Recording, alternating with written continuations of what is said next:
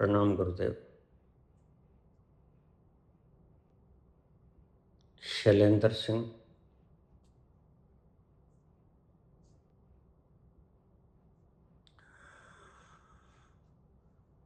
गुरुदेव, neuroscience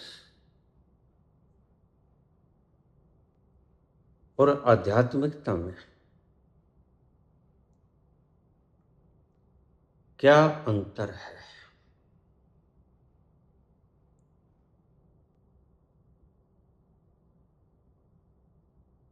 प्रश्न गहरा भी है और आज की साइंस के मुताबिक भी है। न्यूरोसाइंस और स्पिरिचुअलिज्म में क्या फर्क है?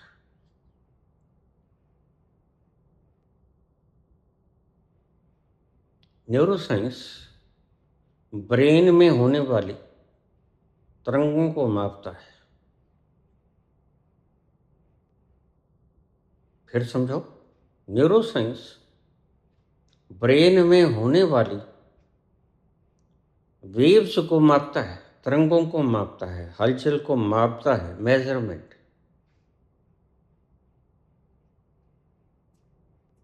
और आध्यात्मिकता इन उठती हुई तरंगों को जो जानता है उसके दर्शन का नाम है अध्यात्म।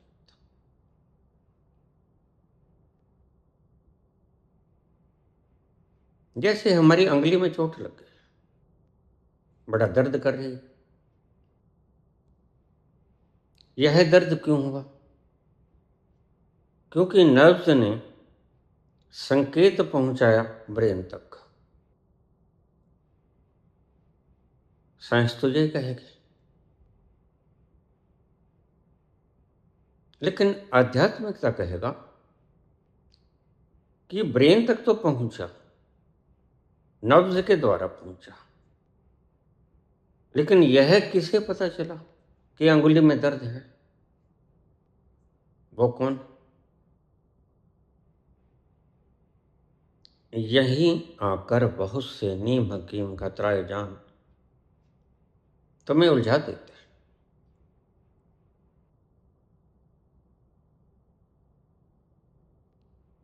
एक मजे की बात बताऊं तुम्हें।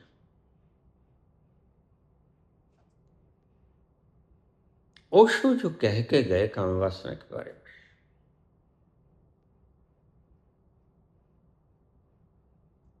वो खुद तो ठीक कह गए, लेकिन बिल्कुल ऐसे कह गए जैसे पीएचडी का छात्र प्रथम कक्षा के विद्यार्थी को समझा रहा, जिसने अभी अनार नहीं सीखा, जो अभी पहाड़े सीख रहा है। पीएचडी का व्यक्ति उसको बताए। सोचो वह कितना का समझेगा। आज सारे ओशोवादी सिख को भोगने में लगे, और जब उनसे कोई बात होती है वो कहते हैं सेक्स को भोगो और देखो भी। बस यहीं गड़बड़ पैदा हो गई। ओशो मेरे कालखंड से पहले थे, आज भी है। यदा कदा उनसे मेरी मुलाकात होती है, उन्होंने अभी कहीं जन्म नहीं लिया। यह जो जन्म लेने का दावा करते हैं, यह निहित स्वार्थ के कारण। जैसे मैं कहूं कि मैं महात्मा गांधी था तो, लेकिन महात्मा गांधी के नाम को मैंने बनाया तो नहीं। महात्मा गांधी का नाम लेकर मैंने कोई ओधा, कोई किसी प्रकार की राजनीतिक व्यवस्था तो नहीं ना बनाई।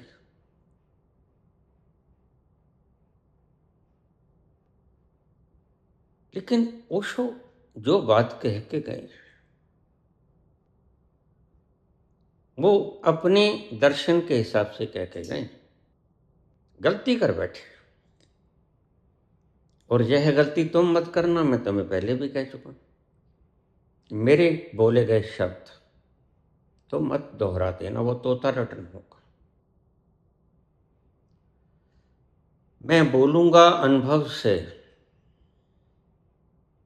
तुम बोलोगे जैसा मैंने बोला उसको याद करके, रट्टा मार कर, तोता रटन से। और there is a lot of difference between the two. एक रेक्टाफिकेशन से आया, एक अनुभव से आया, बड़ा फर्क है। न्यूरोसाइंस एक मापक है, यंत्र है,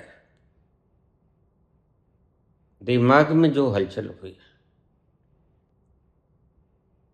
और आज का वैज्ञानिक इन हलचलों को मापकर ही अगर संतुष्ट हो जाए कि मैंने अध्यात्म का सार जान लिया, तो उसे मैं मूर्ख ही कहूंगा, मूर्खानंद। क्योंकि ब्रेन की वेव्स, लहरों को माप लेना, जैसे भूकंप किस तीव्रता से आया,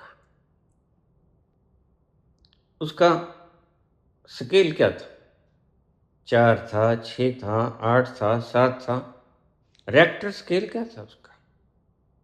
यह मापक यंत्र इसको जान लेगा। लेकिन भूकंप आया क्यों, यह तो प्रश्न ही दूसरा हो गया। न्यूरो साइंस का अध्यात्म के साथ क्या संबंध है?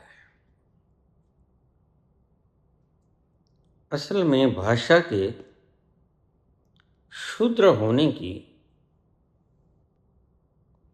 खमियाजा तुम लोग भुगतते हो। क्या कर,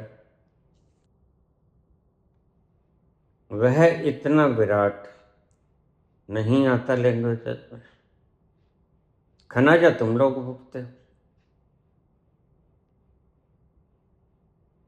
क्योंकि उसे बोलेगा कौन?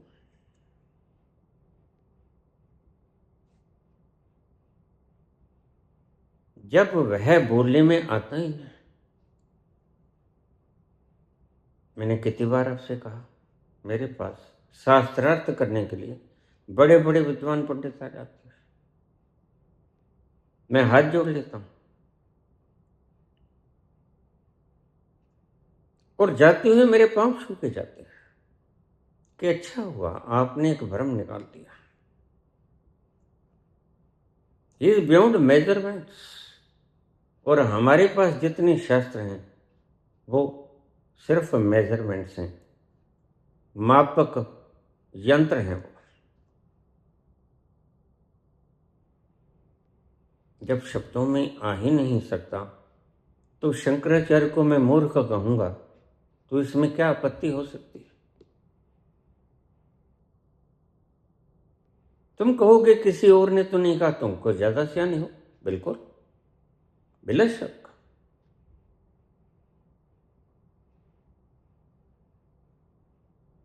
जो गलती मैंने पकड़ ली तो फिर ज्यादा ही सियाना होना, इसमें झगड़ा क्या? अगर मैं अंटशंट बोलता जाऊं तो बात अलग है, मैं तर्क से बोलता हूं। और तुम्हारे लिए तर्क है, मेरे लिए वो अनुभव है। मैंने अनुभव किया उस तल पर जाकर, जब मैं विराट हो गया उस क्षण में महसूस कर रहा था। क्या था? कोई सॉलिडिटी नहीं थी, सब पत्थर पिघल गए। बहुत से लोग आज भी मुझे कह देते हैं, बाबा एनलाइटनमेंट कब हो वीडियो। धीरे धीरे दीवारें पिघलती चली गईं, बोना वृक्ष और आसपास के वृक्ष, सामने बाबा धर्मदास की समाधि। और बाएं हाथ पर मंदिर, गौशाला, इतने खेत, इतने पेड़, क्या ये सभी गायब हो गए? मैंने कहा नहीं, गायब नहीं हुए, अपने मूलभूत अस्तित्व में आ गए। जब मैं अपनी सही स्थिति में आया, फिर तो मैंने वही कुछ देखा। गोदाम भी थे, बाबा धर्मदास की टॉम भी थी, गौशाला भी थी, बोना वृक्ष भी सामने था। लेकिन जब मैं अनुभव के पीक पर था, विराट में, तब ये सब कुछ कुछ भी नहीं था। जैसे पानी उबल जाए, वाष्प बन जाए, और तुम्हारे पतीले में सारा पानी वाष्प बन जाए, जरा भी ना रहे, और मैं तुमसे कहूं कि यह पानी गया कहीं नहीं, है यहीं, लेकिन वाष्प बन गया है। इसने अपनी लिक्विडिटी खत्म कर दी। सीधी सी बात है, अब तो तुम रोज देखते हो, सारा पानी उबल जाता है, वाष्प बन जाता है, लेकिन क्या वो वैनिश हो जाता है, फिनिश हो जाता है? नहीं, वह यहीं रहता है।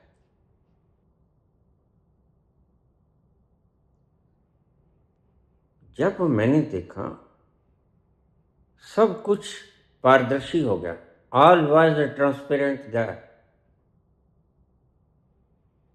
The whole of the existence was only transparency.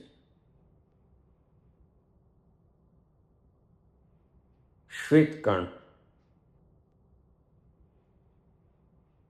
आनंद में मगन, शीतल, ठंडे और पारदर्शी, और मैं सब कुछ देख सकता था वहां, क्योंकि बाधा मिट गई। Solidity is obstacle.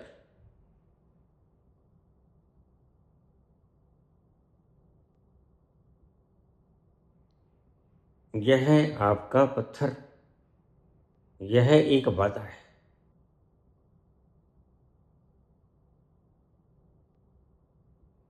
पूछा है कि क्या काम वासना भी परमात्मा है, क्रोध भी परमात्मा है, लोभ मोह अहंकार भी परमात्मा है? हाँ, बिल्कुल परमात्मा।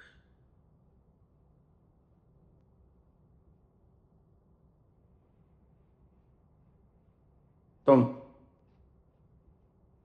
हतप्रभ मत रह जाना मेरे शब्द को सुनकर।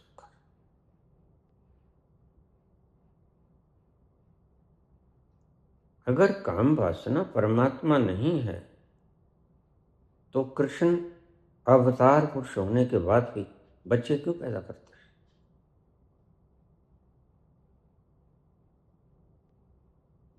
क्या क्वालिटी है उनके स्व में? क्वालिटी है।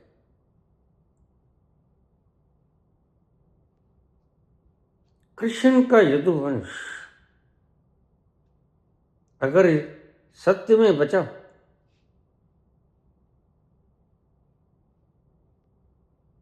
तो उसका डीएनए बिल्कुल अलग होगा। यह जो छुआछूत के बीच में हमने घसीट लिए, यह मूर्खों के कारण थे, लेकिन इसकी बैकग्राउंड में डीएनए था। आज भी बहुत से डॉक्टर कह देते हैं कि अगर किसी को मधुमेह की डायबिटीज है, माता को है या पिता को है, तो बच्चे में आना संभावित है। अगर किसी का पिता छोटी उम्र में हार्ट अटैक खा लिया उसने, तो ज़्यादा संभावना है कि बच्चा भी हार्ट अटैक से मर जाए। क्यों? डीएनए में बड़ी सूक्ष्म चीज़ें विद्यमान रहती हैं। यही कारण था राजा का पुत्र राजा। आदिकाल से कहां से इक्ष्वाकु वंश चला, और इक्ष्वाकु से पहले भी मानो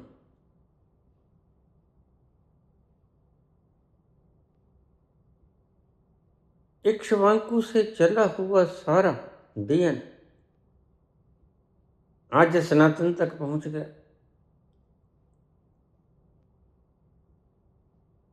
तो क्या हम मान लें कि इक्ष्वाकु का वंश ब्राह्मणों में आज भी है? नहीं।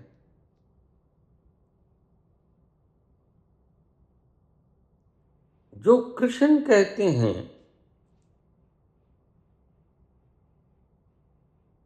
कि अगर ये सारे मारे गए तो फिर जो बच्चे पैदा हो गए वह अपने वर्ण के डीएनए को खो देंगे।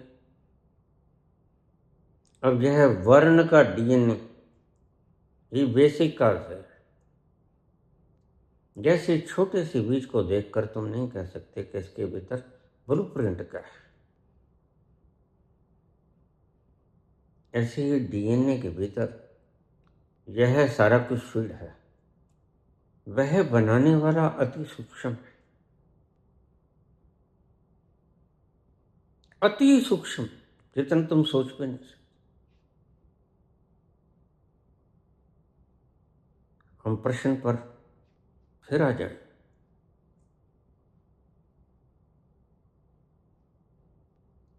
कृष्ण के स्पर्म में जो बात है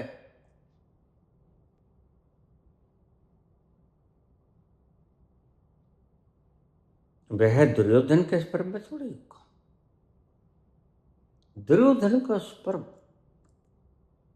तो भ्रम फैलाएगा, दुश्मनी फैलाएगा, छल से, धोखे से, कपट से अपने मामा शकुनी को कहकर पासा जिताएगा और इंद्रप्रस्थ को छीन लेगा। ऐसे नहीं तो वैसे छीन ले।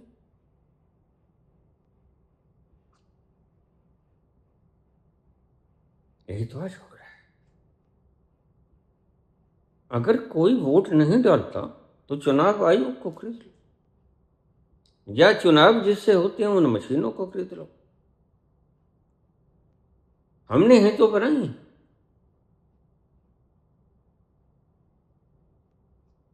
राजा का पुत्र राजा। कई प्रश्न आज बीच में आ जाएंगे, ध्यान से अपने अपने प्रश्नों को सुनते रहना। एक मायने में लोकतंत्र खराब भी है। वह खराब इसलिए कि न जाने गलती से हम त्रिकालदर्शी तो हैं, गलती से कोई ऐसा व्यक्ति चुन बैठे जो वर्ण से परे का है, जिसके वर्ण में, जिसके डीएनए में राज धर्म कैसे निभाया जाता है यह नहीं पता होता, जिसके डीएनए में तो ठगी ठोरी है, वह आपके मुल्क को बेच देगा।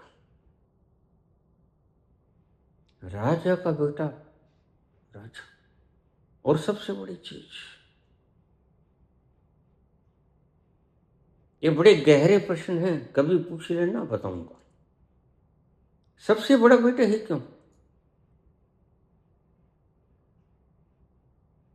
गुणवत्ता का फर्क रहता है 19 से 21 का, ज्यादा नहीं। इसलिए वैज्ञानिकों ने, यानी हमारे संतों ने, ऋषियों ने इन चीजों का आविष्कार किया था। जैसे आज वैज्ञानिक करते हैं न्यूरोसाइंस का आविष्कार करके ये पाया था कि डीएनए सबसे बड़े बेटे में ट्रांसफर होता है।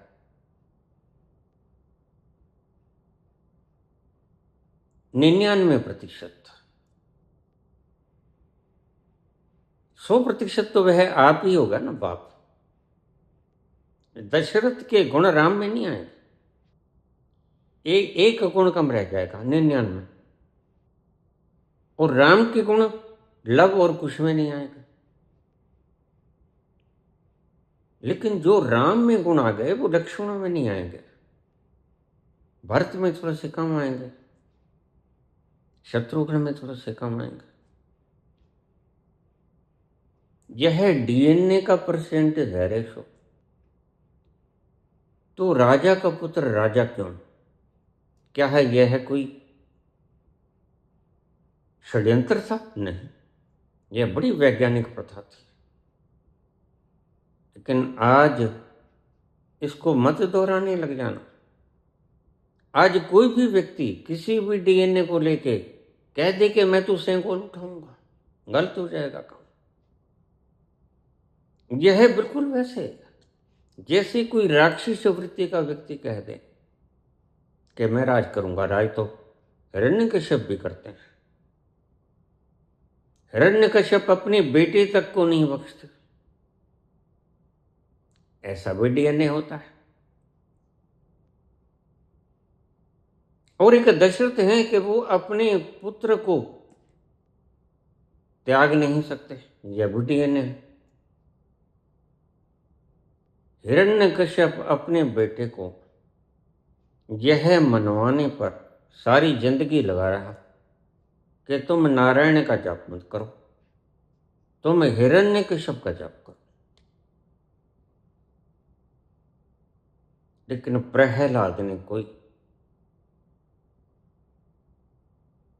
किसी लहर को छू लिया था। वो कहते हैं पिताजी आप गलत हो। राजा का पुत्र राजा ही क्यों? आज तो वर्ण व्यवस्था सारी खराब हो गई। आज मत इन बातों को, मैं सिर्फ एक्सप्लेन कर रहा हूं, इसको इंप्लीमेंट मत कर देना। जब तक ऋषियों से बचाएगी बचाएगी, जब बड़े शुद्ध हो गए तो गुम हो गई। जब किसी ने लोभवश शाहजहां के बड़े बेटे को कत्ल कर दिया औरंगजेब ने। शाहजहां का बड़ा बेटा था दारा शिकोह। दारा शिकोह किसी धर्म में पार्शियलिटी नहीं। धर्म अपने आप में ही पार्शियलिटी है, धर्म होने ही नहीं चाहिए। मानवता काफी है। काफी का मतलब अगर तुम निभा सको तो मानवता से ज्यादा सुंदर व्यवस्था ही नहीं। काहे धर्मों में घसीटना है उसे? हिंदू, मुसलमान, ईसाई, सिख, पारसी, यहूदी, तब भी धर्म थे कृष्ण के वक्त। जो कृष्ण कहते हैं कि सर्वधर्मान प्रत्यक्ष, इन वेदों को बनाने वाली सभी मान्यताओं को समाप्त कर दो। धर्म का गहरा अर्थ समझा रहा हूं। जो भी व्यवस्था भेद फैलाई उनको नष्ट कर दो। सर्वधर्मान परित्यज्य, छोड़ दो। माम एकम शरणम व्रज।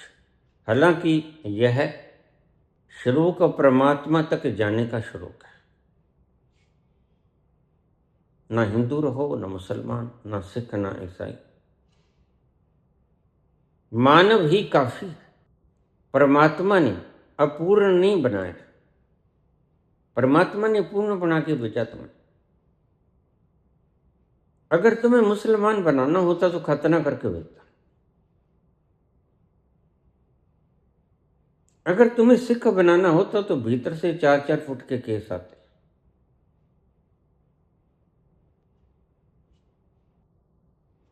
अगर तुम्हें हिंदू बनाना होता तो रड़ा मैदान होता खोपड़े पे, एक चुटिया रखी होती।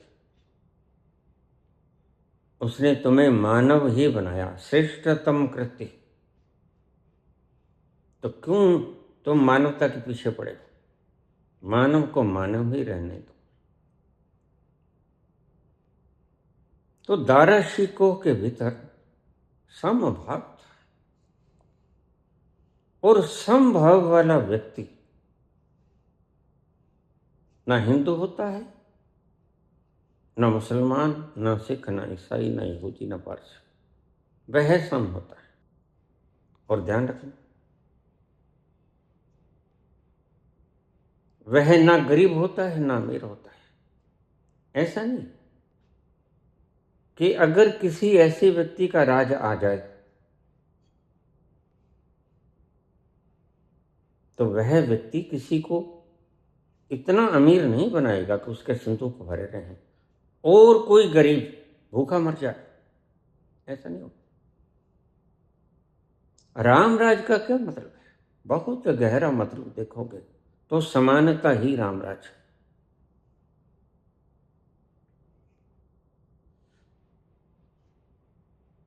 कोई भूखा नंगा ना सोए और किसी के पास 4 रजाइयां फालतू ना, कोई पटड़ी के ऊपर ठंडी रात में ठुठरता रहे और किसी के पास 10 रजाइयां ट्रंक में रखी रहे, किसी के गोदाम अनाज से भरे हों और कोई भूखे पेट मर जाए। यह इनइक्वालिटी।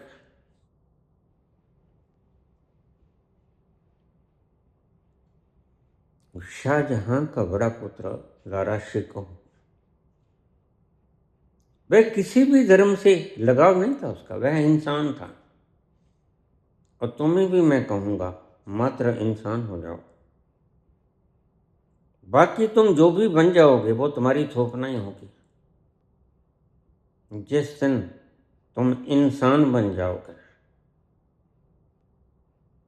उस दिन ही परमात्मा की सही कृति हो पाए।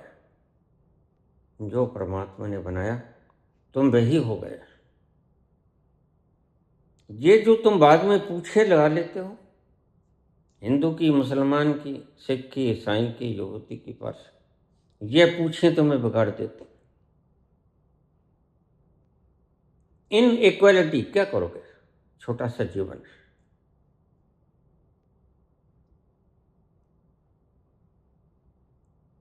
कल एक व्यक्ति मुझे बता रहा था कि कहीं पर 24वीं मंजिल से एक व्यक्ति कूद गया, जवान, यही 30 वर्ष की उम्र में, इतने ऊंचे से कूद गया और मर गया। इतनी छोटी सी जिंदगी है कि तुम्हें पास करनी मुश्किल हो जाती है। देखो ना, तुम टाइम पास करते हो,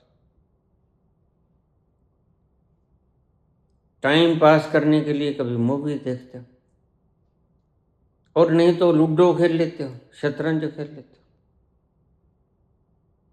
और नहीं तो कैरम खेल लेते हो, नहीं तो तुम कुल्लू मनाली हो आते हो। यह क्या है? Time pass.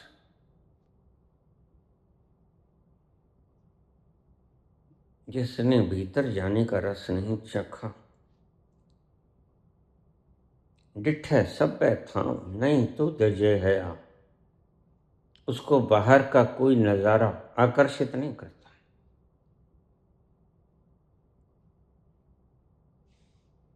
ये तुम्हारे ऋषि मुनि उस अंतस्थल को छुए नहीं थे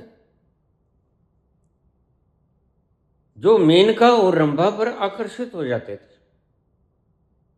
इसका मतलब साफ है कि भीतर के आकर्षण को उन्होंने छुआ ना। बाहर के आकर्षण तो कड़वे हैं, इसलिए संत बाहर के आकर्षणों को थूक देता है। वो कहते नहीं, ये कड़वे, चिरस्थायी नहीं। मैंने जिस आनंद को पाया वह अखंड है, वह तो कभी एक पल के लिए भी नहीं टूटता। दारा शिकोह संस्कृत के बहुत बड़े विद्वान थे और उन्होंने 52 उपनिषदों को, 52 उपनिषद को संस्कृत से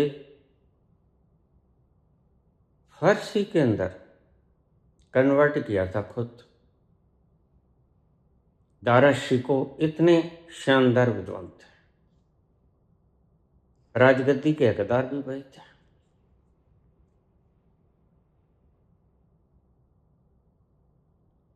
अगर औरंगजेब यह कत्लो गारत न करता तो तुम्हें एक बात कहूं, हिंदुस्तान पर आज अकबर का वंशी राज करता। जैसे दीन इलाही अकबर ने बनाया, ऐसे ही शिकोह संस्कृत के इतने शानदार व्याख्याता थे कि उन्होंने 52 उपनिषदों को स्वयं व्याख्यात किया, तर्जमा किया, ट्रांसलेट किया। कोई भेद नहीं था। जो बांट कर राज करे उसको मैं दुष्ट कहा करता हूं। डिवाइड एंड रूल अंग्रेजों से आया सिद्धांत, और कहां है आज अंग्रेज? 2/3 धरती की सल्तनत के मालिक आज कहां हैं? उनके खुद के देश के भीतर कभी हिंदू राज करता है, कभी कोई और राज करता है, कभी कोई और राज करता है।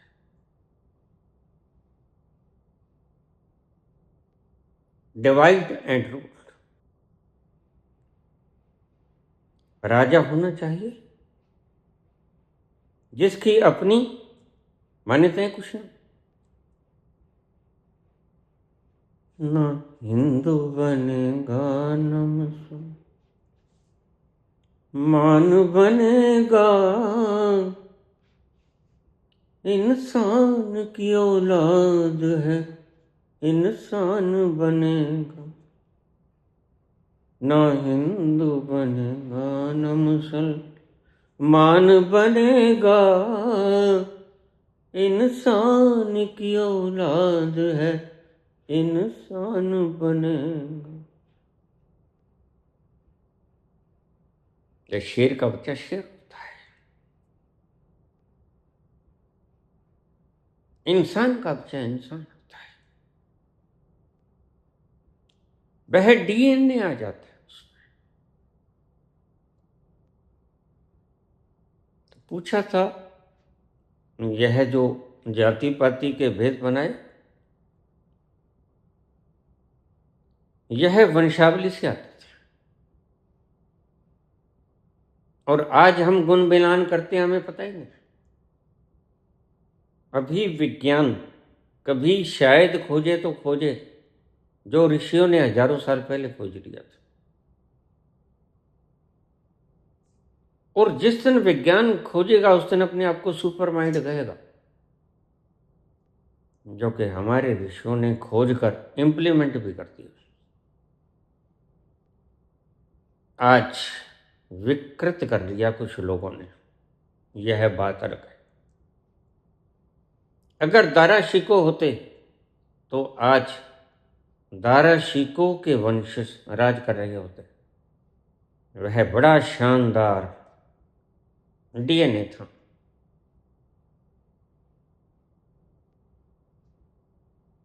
जो यह न देखे कि किसी का हक खा जाऊं और सारे देश का इकट्ठा करके एक व्यक्ति को दे दूं, यही तो भेद है। जो कहे हमारी मूल धारणा, हम सनातनी स्वयं को कह तो देते हैं, लेकिन सनातनी हम हैं नहीं, हम संगी। हम 100 साल पहले पैदा हुए, सनातनी नहीं। सनातन तो कहता है वसुधैव कुटुंबकम, सारी वसुधा एक परिवार की भांति रहे, प्रेम से। रल मिल के रहे और बाबा नानक का सिद्धांत वंड छके। डीएनए इतना शानदार था, आज भी कहीं आफत आपदा पड़ी, वहां तुम खालसा कौम को सबसे पहले पाओगे। क्या है ये डीएनए? कोई बनिया जाकर लंगर नहीं बांट सकता, ध्यान रखना। और कालूराम मेहता ने तो यही कोशिश की थी कि बनिया हो जाए, लेकिन नानक के भीतर का डीएनए कुछ अलग ही बोल रहा था। वो कहते हैं नाम जपो, किर्त करो, किसी का छीन के मत खाओ, अपना किर्त करो और वंडे छको। कहीं भी आफत आती है, तुम देखोगे वहां कोई पहुंचे ना पहुंचे, खालसा पंथ खालसा ईड पहले पहुंच जाती। क्यों? क्योंकि डीएनए ही ऐसा है। और तुम देख लेना, कहीं कोई महामारी आ गई, वहां संगियों को पहुंचा दो, जो थोड़े बहुत ही जीवित हैं उनको भी मार देगी। चलो काम मुका चले। बात डीएनए की है भाई। न्यूरो साइंस की बात, न्यूरो साइंस हमारे ब्रेन में जो लहरें उठती हैं उनको मापने की एक विधि है, बट नॉट स्पिरिचुअलिज्म। लेकिन अध्यात्म नहीं है। अध्यात्म तो वह साक्षी है जो समुद्र के भीतर लहर उठी सतह के ऊपर, उसको भीतर बैठा मौन समुद्र देख रहा होता है कि सतह के ऊपर लहरें हैं। और ध्यान रखो, जो प्रश्न पूछा, क्या काम, क्रोध, लोभ, मोह, अहंकार ये भी परमात्मा है? बिल्कुल परमात्मा है। जरा देखो, लहर भी तो पानी है। जो लहरें उठती हैं समुद्र में, वह अगर पानी न हो तो चंद्रमा चाहे शरद शरद पूर्णिमा का चंद्रमा हो, तो क्या पानी की लहर ही उठती है? अगर पानी ना हो तो क्या उठेगा? वह जो लहर है वह पानी, बस पानी में हलचल हो गई, थोड़ा उथल पुथल हुआ, लहर बन गई। कोई थोड़ा उछला, कोई ज्यादा उछला।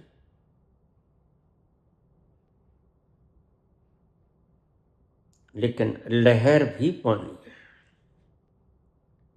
जिनको तुम विकार कहते हो वो भी परमात्मा है। जिनको तुम गंदगी कहते हो है वो भी परमात्मा।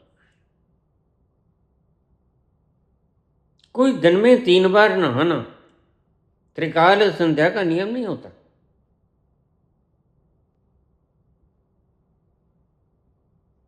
मैं कहता हूं दिन में तुम 3 लाख बार नहाओ, तीर्थ नामा जे तिस पावै। तुम्हारे भीतर ही तो है तीर्थ। जब जरा गर्दन झुकाई देख ली, दिल के आईने में थी तस्वीरें यार। तुम त्रिकाल संध्या करते हो, एक वो मूर्ख बोला करता है, नाम नहीं पता मुझे, शायद संजीव मलिक है, ख्याल है मेरा। वो कहते हैं वही बचेंगे जो त्रिकाल संध्या करेंगे। मैंने कहा सबसे पहले वही मरेंगे जो त्रिकाल संध्या। अब उन मूर्खों को मैं क्या समझाऊं? न्यूरो साइंस और spiritualism, what's the difference between the to? Neuro science मापक, मेजरमेंट, और स्पिरिचुअलिज्म उन उठती हुई लहरों को देखना है। कहाँ कहा ओशो ने कहाँ कहा। बस यही सबसे बड़ी से बड़ी गलती कर गए, जैसे हम किसी क्लास के ही विद्यार्थी को मॉनिटर बना देते हैं और उसको ही कह देते हैं, गलती तो टीचर की है कि बेटा कल मैं नहीं आऊँगा, तुम ही पढ़ा देना। वह क्या खा के पढ़ाएगा।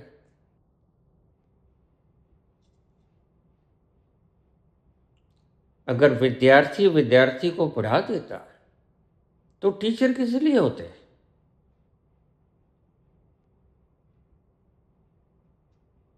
सहायता तो अवश्य कर सकते हैं, लेकिन टीचिंग नहीं कर सकते।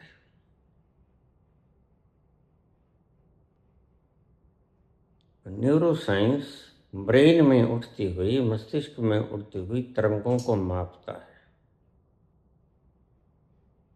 जो समृतियां हैं जो तुम्हारे भीतर काम, क्रोध, लोभ, मोह, अहंकार, भ्रम, भय ये उत्पन्न होता है, वो क्रियाएं न्यूरोसाइंस के अधीन आती हैं और उन क्रियाओं को देखने वाला आध्यात्मिकता में आता है।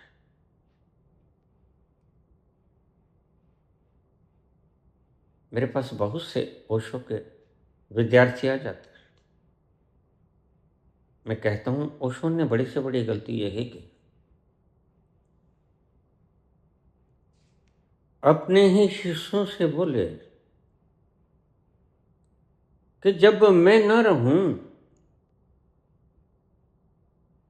तो किसी जलते हुए दिए को ढूंढ लेना। यह उनका महावाक्य है। तुम नहीं खोजो, बात अलग है, लेकिन एक गलती से ये बात कह गए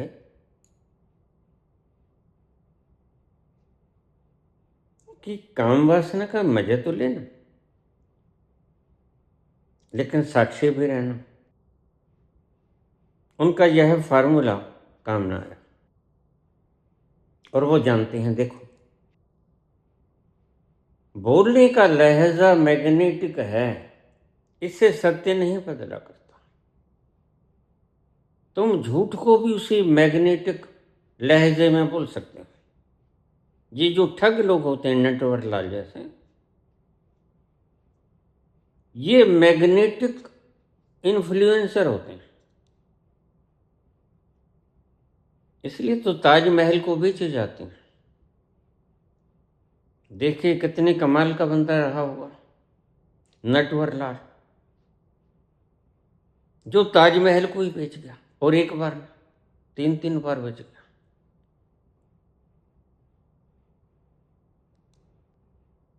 मैग्नेटिक इन्फ्लुएंसर शरारती भी हो सकता है, can be A naughty person,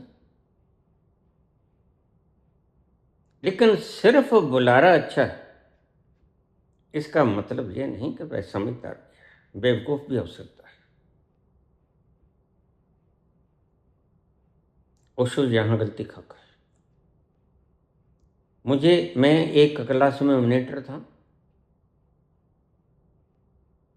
मुझे टीचर कहने लगे पेपर चेक करने के लिए, फाइनल पेपर था। मैंने टीचर से कहा आप ऐसा करो, क्योंकि मेरा भी पेपर मैं ही चेक करूं। यह बात कुछ जचती नहीं। देखिए मुझे जचती नहीं और मेरे को पढ़ाने वाला टीचर उसे जचती है। वो कहते नहीं, तुम इतने ईमानदार हो कि तुम अपनी गलती को निकाल दो कि भाई तो ही निकालूंगा ना अगर जानता हूँगा तो। जो मैंने ठीक समझा वो अपनी आंसर शीट में जो लिखा है उसको मैं ठीक समझता हूँ और मैं अपने आप को 100 नंबर दे दिए। निश्चित ही और भी बच्चे थे जिन्होंने मेरे से भिन्न उत्तर दिया था, उनके नंबर मैंने काट लिए, जबकि उनके जवाब ठीक थे, मेरा जवाब गलत था। ये कहानी मैंने सुनाई हुई है। मैंने टीचर से कहा आप मेरा पेपर पहले चेक करो। ताकि मुझे पता चल जाए कि मेरे पेपर में मैंने गलती क्या की। उसी ढंग से मैं दूसरे पेपर खंगालूंगा। उसने कहा नहीं, तुम खंगालो, तुम ईमानदार हो। ईमानदार होना ही तो काफी नहीं, समझदार भी तो होना चाहिए।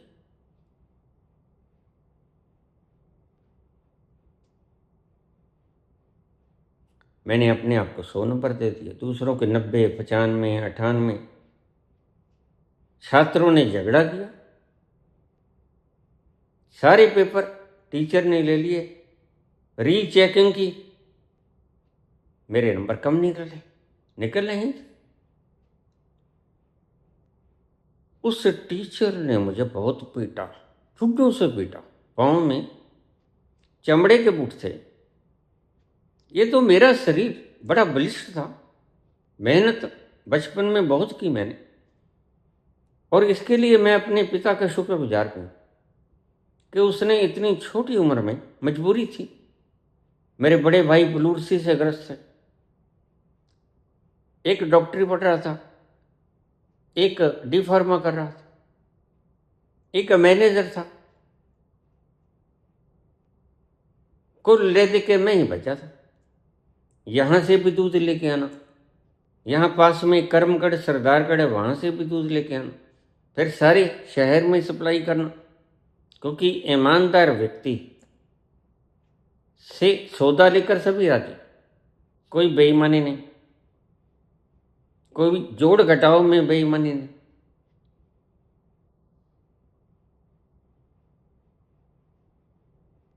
मेरे एक दोस्त ने दीपावली के दिन पटाखों की दुकान लगा ली। मैं जानता था वह बेईमान।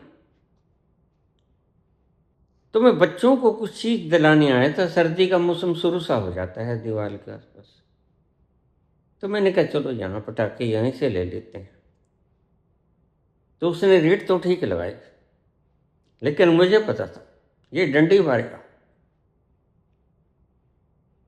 और डंडी मार के अब जोड़ में 1000 रुपये का फर्क कर गया। मैंने जब जोड़ किया,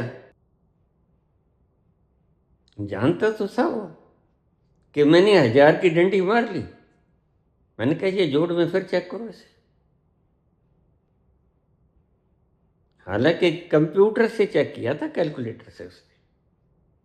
कहता हाँ ये 1000 रुपये फालतू लग गया।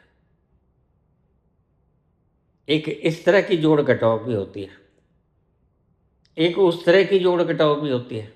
मैंने ईमानदारी से चेक किया और उसने मुझे बहुत पीटा। बचपन में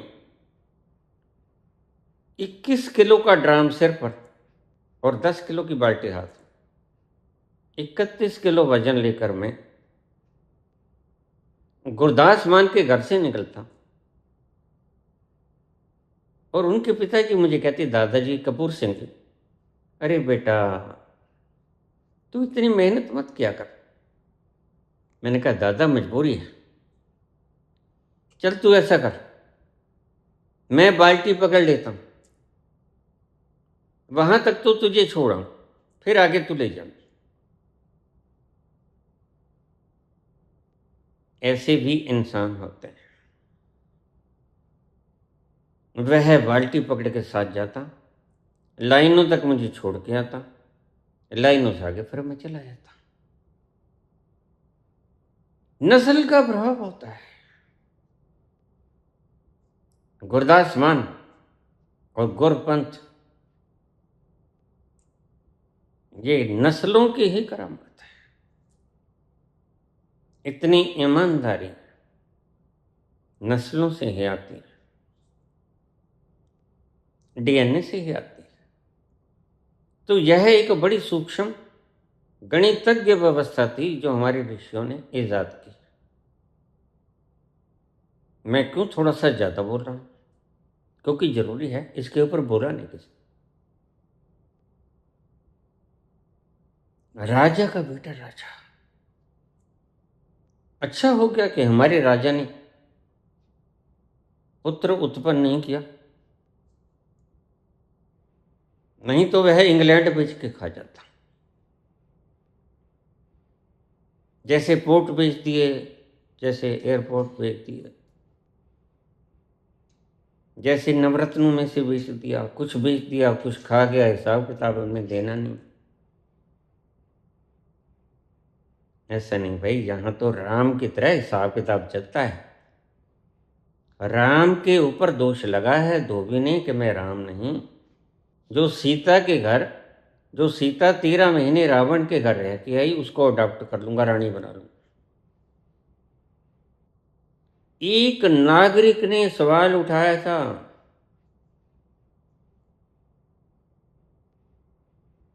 और राम के पास सेना भी थी, उस वक्त की पैरेड गन्स भी थे, उस वक्त के हथियार भी थे, लेकिन उसने अपनी पुलिस से, अपनी मिलिट्री से ये नहीं कहा कि पैरेड गन चला दो।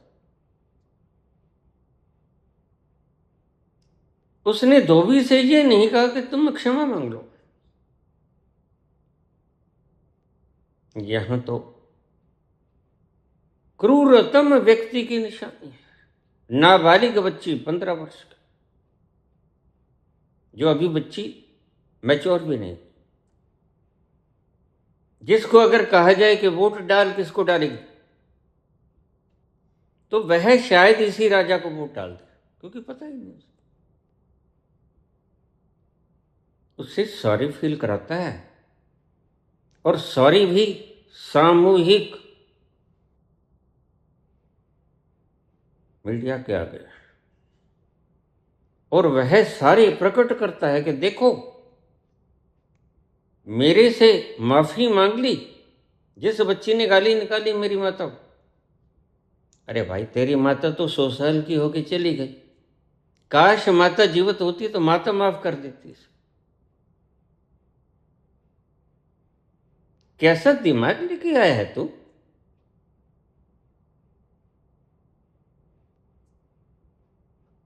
पंद्रह साल की बच्ची दंड की अधिकारी होती है, लेकिन तुमने तो कायरों को वीरों की उपाधि से सुशोभित करना सीखा। फिर अब इससे आगे मैं कुछ कह नहीं सकता। महाकायर को तुम उपाधि दे देते हो, क्या वीरों की, वीर सावरकर। जरा कोई बताए तो क्या काम उसने वीरता का किया? वह जो पिस्टल चलाई वह तो कायरता का प्रमाण था। दो व्यक्तियों के का कत्ल करवाया, वह भी खुद नहीं किया, किसी से करवाया। और कायर व्यक्ति ऐसे ही क्या करते हैं, ईडी भेज दिया, सीबीआई भेज दिया, किसी को पैसा दे दिया, सुपारी दे दी। कायर व्यक्ति स्वयं नहीं मारता, कायर व्यक्ति हत्यारे को खरीद लेता है।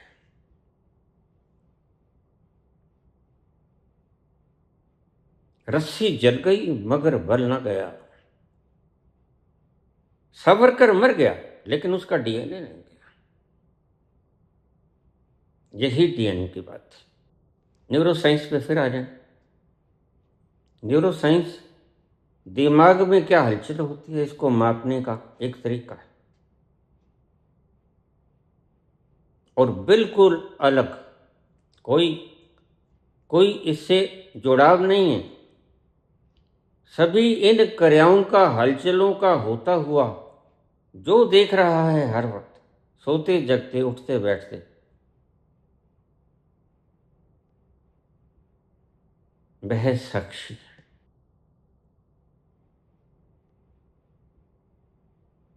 मैंने गलती से नामदान ले लिया,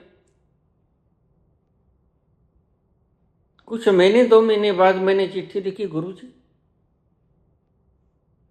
मैं नहीं चल सकूंगा तुम्हारे काम। तुम कहते हो सोते जगते खाते पीते, how it can be possible? जब सो जाऊंगा तो राम राम कैसे करूंगा? और मैं इतना बेईमान नहीं। बेईमानी हमको हमारे बुजुर्गों ने सिखाई।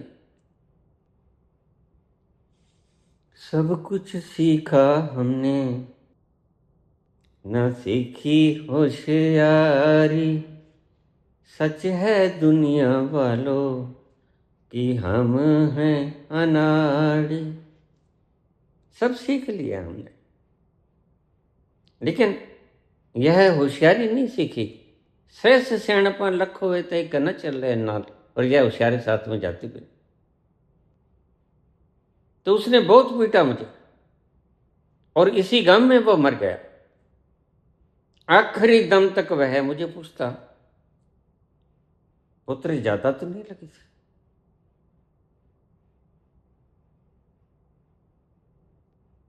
मैं उसके आगे हाथ जोड़ता, पांव पड़ता, देखो तुम अभी तक याद की हो। तू कहता हूं मैंने दंड नहीं दिया था, मैंने पाप किया था। बिल्कुल तुमने कहा था कि मेरा पेपर चेक कर लो, अन्यथा मैं कैसे जान पाऊंगा क्या सही और क्या गलत। वह मर गया इसी बात पे, इसी शर्मिंदगी में मर गया, इसी प्रायश्चित में मर गया कि मैंने एक ईमानदार बच्चे को दंडित किया। और आज लोग हैं, पैलेट गन किसने चलाया ना तो इसका जवाब देते अपने आप तो चलने गए। अपने आप तो पत्थरों का ट्रक सामने आकर जंतर मंतर के खड़ा नहीं हो गया, कोई तो लाया है। अपने आप तो डंडे बरस नहीं गए, अपने आप तो स्टिक के भीतर कीलें नहीं लग गई, किसी ने तो ठोकी होंगी।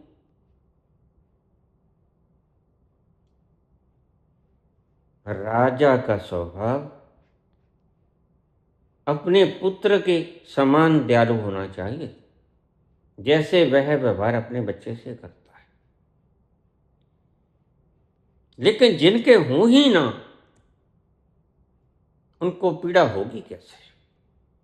इसलिए देशवासियों में तुम्हें आज एक नसीहत देके जाना चाहता हूं।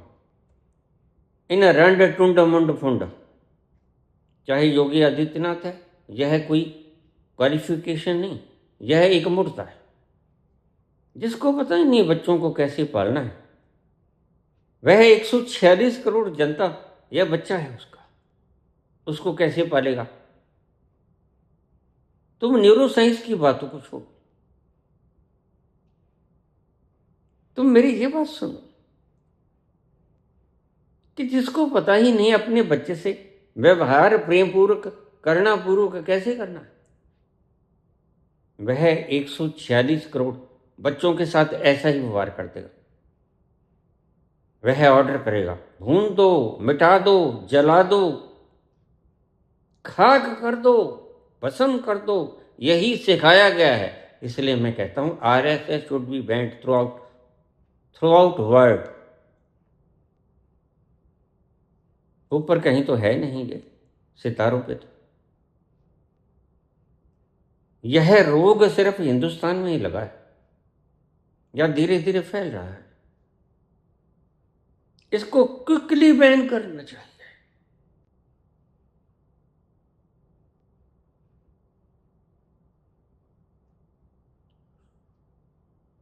न्यूरो साइंस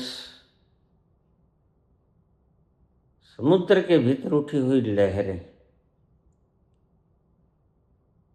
उनकी रिक्टर स्केल पर क्या थी, जैसे भूकंप जानते हैं, उसका मेजरमेंट नापता है। लेकिन अध्यात्म को मेजरमेंट से कोई मतलब नहीं। अध्यात्म जानता है यह लहर कितनी ऊंची गई, जो मैंने देखी, वह उसके प्रति अवेयर रहता है। जो जानता है अंगुली को पीड़ा हो रही है, चोट लगी है, घाव हुआ है, जो इसको महसूस करता है, महसूस तो दिमाग करता है, नर्व्स, लेकिन उसका भी साक्षी है आगे। जरा देखो इन नर्व्स को तुम एनेस्थीसिया देके सुला दो तो साक्षी का और मस्तिष्क का आपसे संबंध टूट जाएगा। फिर तुम काटे रहो, सर्जरी करते रहो, हटा दो सारे हाथ में, वो जरा भी नहीं चलाएगा।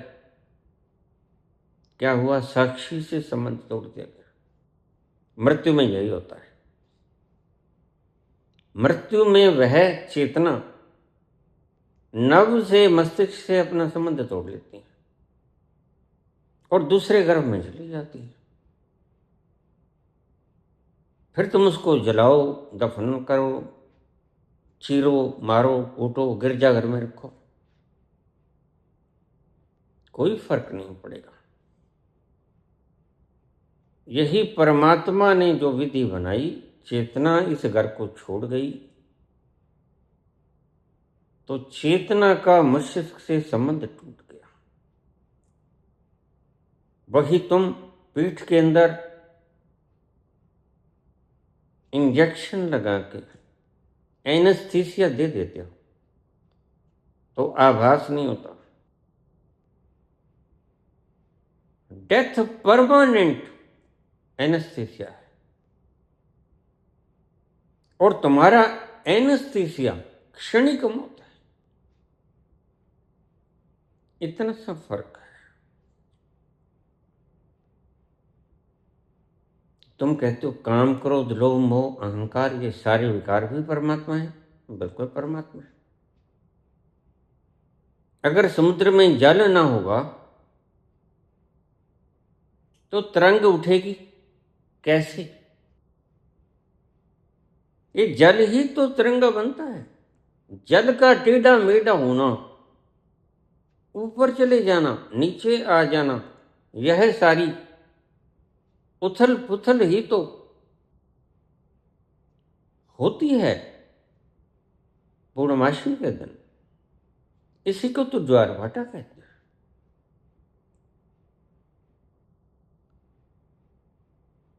ध्यान रखना, विज्ञान जो चीज खोजेगा, आज तुम्हें एक नई चीज बता दूंगा। विज्ञान कुछ भी खोजता है। कुछ साल पहले खबर आई थी कि वैज्ञानिकों ने गॉड पार्टिकल खोज लिया है। मैं खबर मेरे तक ही पहुंची। मैंने कहा इम्पॉसिबल। वह कभी खोज का विषय है ही नहीं, वह विषय ही नहीं है। सबसे पहले he is not a subject, वह बियॉन्ड सब्जेक्ट है। विषय मन में आ जाते हैं, विषय बुद्धि में आ जाते हैं, लेकिन वह बुद्धि से पार है, वह मन से पार है।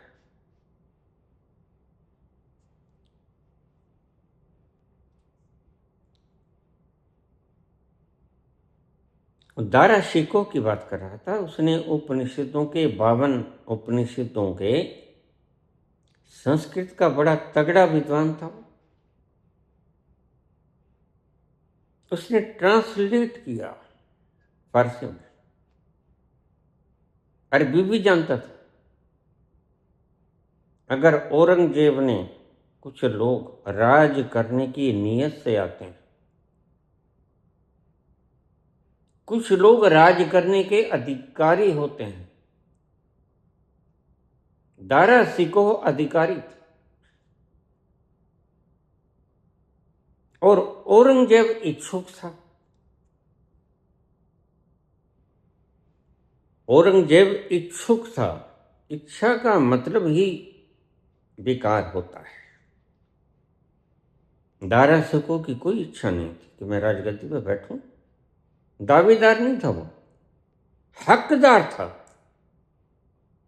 इसमें बड़ा फर्क है। दावा कोई भी जता सकता है, हक हक दारा सिकोह का था। औरंगजेब ने सारे भाई मार दिए, कत्ल कर दिए। शाहजहां को उठाया, जेल में पटक दिया।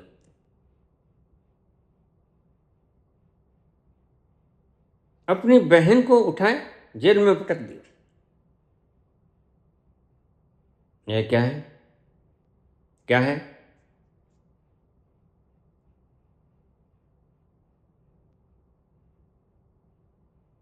ऐसे लोग देश के लिए, परिवार के लिए, संस्थानों के लिए आपदाएं हुआ करते हैं। ये धरती ऐसे नहीं जीती जाती। आपने हशर देखें, जिन लोगों ने मैं का राग अलापना सिखाया, अपनी पूछूं तानाशाहों की आपने असर देखी। तानाशाह इच्छुक होता है मैं राज करूं, और एक हक होता है, परमात्मा को हक है। परमात्मा तुम्हें आदेश देता है, हुक्म देता है, तुम अगर उसके हुक्म को मान लोगे तो सुखी रहोगे, तुम उसके हुक्म को नहीं मानोगे तो दुखी रहोगे। तुम्हारी मर्जी है, तुमने सुखी रहना है कि तुमने दुखी रहना है, यह तुम्हारी चॉइस है। उसने सीधा सा नियम बना दिया, हुक्म है अंदर सबको, बाहर हुक्म न कोई। नानक हुक्म जे बुझे, कहूं में कहे न कोई। परमात्मा हुक्म करता है, जो जो उसके हुक्म में चलता है वह सुखी रहता है। अब सीधा सा गणित है, यह तुम्हारी समझ में नहीं आता। हुक्म है अंदर सबको, बाहर हुक्म न कोई। नानक हुक्म जे बुझे, हूं में कहे न कोई। फिर मैं कोई नहीं करता, मैं हूं तो मुमकिन है, मैं हूं तो मुमकिन है। ऐसे लोग तो बहुत आए और चले गए। यह माटी उन्हीं लोगों की कब्र है जिन पर हम चल रहे हैं। आपको पता ही, अरबों खरबों लोग मर गए जो उनकी मिट्टी पर चल रहे हैं। प्रत्येक मिट्टी किसी न किसी शहंशाह की कब्र से आई, आखिर में खाक खाक में मिल जाता है। रहने दे मुझको अपने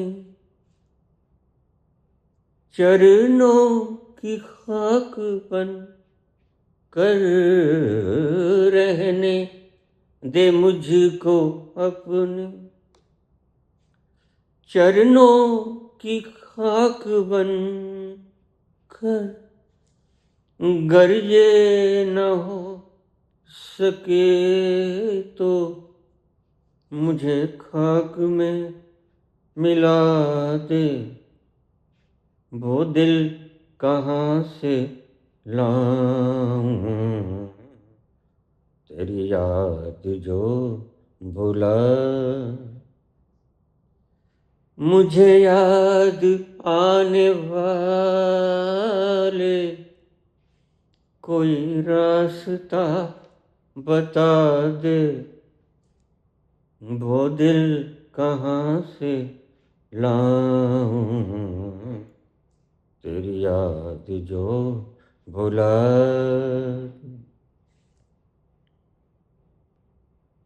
प्रसंग बड़ा लंबा है, शॉर्ट बोलूंगा, समझ तो तुम जाओगे। काम क्रोध लोभ मोह अहंकार ऊर्जा के रूप में,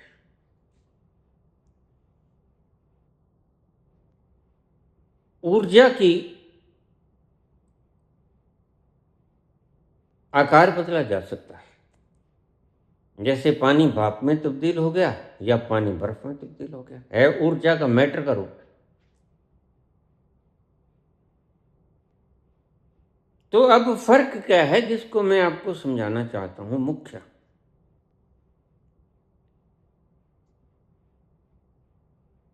मुख्य बात यह है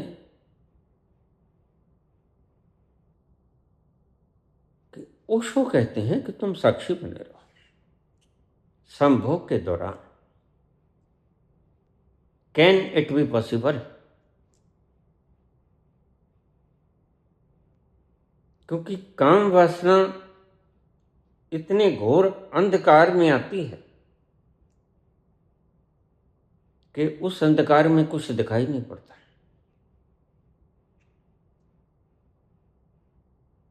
तुम जरा देखो, अगर उस अंधकार में जुगनू की रोशनी भी आ गई तो अंधकार ना रहा, फिर तुम उस क्षण में साक्षी हो कैसे सकते हो? और यही चीज आड़े आती है। मेरे और ओशो के बीच में। मैं ओशो को कहता हूं ये पागलपन क्या किया? क्या तुम्हें पता नहीं कि उस अंधकार में साक्षी हुआ ही नहीं जा सकता? क्योंकि परमात्मा ने अपनी गुणवत्ता को बरकरार रखना है।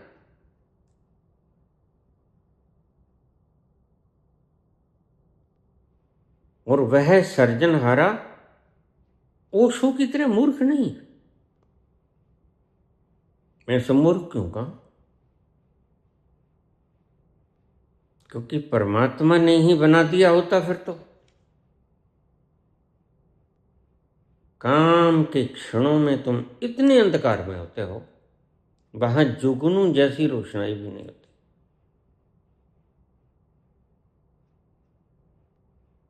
अगर जुगनू जैसी रोशनाई भी अवेयरनेस की तुम्हें मिल जाए साक्षी, तुम फौरन उस प्रक्रिया को छोड़ दोगे। क्रोध करते वक्त अगर तुम्हें ख्याल आ जाए कि तुम क्रोध कर रहे हो, तुम क्रोध न कर सकोगे। अवेयरनेस का जुगनू चाहे टिमटिमा ही जाए, तुम उसी वक्त क्रोध को छोड़ दोगे। तो मैं तुमसे कहता हूं, क्रोध आए तो साक्षी होने का प्रयत्न मत करना। तुम जगह स्थान बदल लेना, तुम वहां से चले जाओ। क्योंकि क्रोध के क्षणों को साक्षी से देखना नेक्स्ट टू इम्पॉसिबल। ऐसी ऐसी बातें क्यों छोटे बच्चों को सिखाना? वही मैंने पहले कहा, जैसे पीएचडी का पढ़ा हुआ व्यक्ति अनार वाले बच्चे को सिखाए, बिल्कुल ऐसे ही सिखा रहे हैं मुझको। यह हो सकता है? नहीं हो सकता। यह एक व्यक्ति साध सकता है, आफ्टर एनलाइटनमेंट साध सकता है।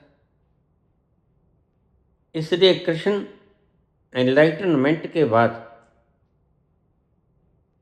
कितने बच्चे पैदा करते हैं? साक्षित्व पहले सधेगा। तुम्हें आपका पहले जानना होगा। तुम्हें आपका पहले जानना होगा, उसके बाद तुम अंधकार में उतर सकते हो, क्योंकि तुम ही रोशनाई हो गए। थोड़े गहरे शब्द हैं, इनको खंगालने की चेष्टा करना। जब तुम ही रोशनाई हो गए तो जहां भी जाओगे वो अंधकार होगा तो प्रकाश में हो जाएगा। इसलिए कृष्ण, मैं कहता हूं धरती पर इससे बड़ा समाज से ही कोई हुआ नहीं। एक राक्षस से राजकुमारियों को राजगृह से उठाई गई लड़कियों को आजाद कराया, पहली बात। दूसरी बात, उनको निवास दिया, वो कहते हैं समाज स्वीकार नहीं करेगा। तीसरी बात, उनको समान रखा, बच्चे भी समान दिए उसने, 10-10 बच्चे दिए सबको। तुम्हें पता है? बहुत से लोगों को पता होगा। 16,108 रानियों के सभी के 10-10 बच्चे थे। यह तो होता है कम्युनिज्म, समन्वयवाद, समानता। और क्योंकि तकनीक जानते हैं कृष्ण, तो वह दूसरी स्त्रियों को महसूस नहीं होने देते। जानते हैं व्यथा, लेकिन एक रुक्मिणी के कहने से एक बेटी देते हैं रुक्मिणी को, चारुमती। बाकी रुक्मिणी के भी 10 बेटे हैं, बाकी सबके 10 बेटे।